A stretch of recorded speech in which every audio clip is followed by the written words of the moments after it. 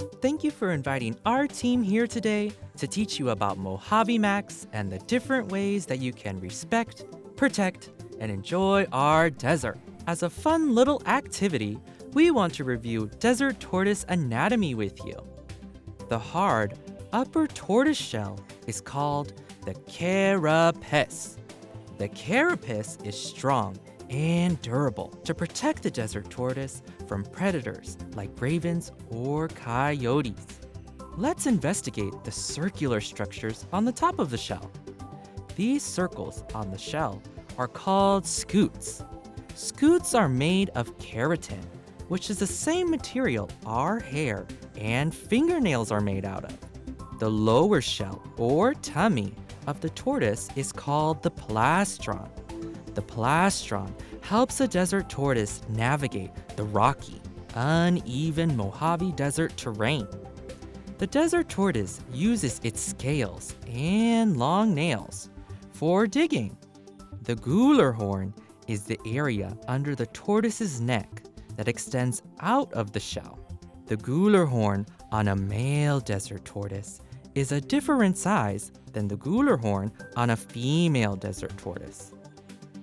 Students, we decided to transform one of our team members into a desert tortoise.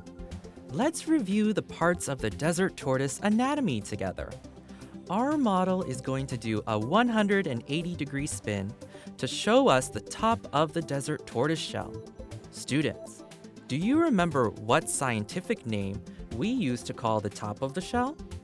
I'll give you a second to think about it. If you said carapace, you're absolutely correct. Students, do you remember what scientific name we use to call these circular structures? I'll give you a second to think about it. If you said scutes, you're absolutely correct. Now, we're going to ask our model to do another 180-degree spin to show us the front of the desert tortoise shell. Students, do you remember what scientific name we use to call the front of the desert tortoise shell? I'll give you a second to think about it. If you said plastron, you're absolutely correct. Now, desert tortoises love to dig burrows out in the Mojave Desert. Our model will now show us how a desert tortoise would dig using their scales and nails. Fantastic! The last part of the desert tortoise shell we want to remind you about is the part that extends out of the shell near the neck. Do you remember what scientific name we use to call this part of the shell? I'll give you a second to think about it. If you said gular horn, you're absolutely correct. Now, remember, the gular horn on a male desert tortoise is a different size than the gular horn on a female desert tortoise. Since our model is a female, should we give her a large gular horn or a small gular horn? I'll give you a second to think about it. If you said small gular horn, you're absolutely correct.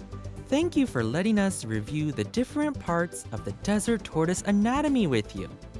Understanding desert tortoise anatomy will help us do our part to respect, protect, and enjoy our Mojave Desert home.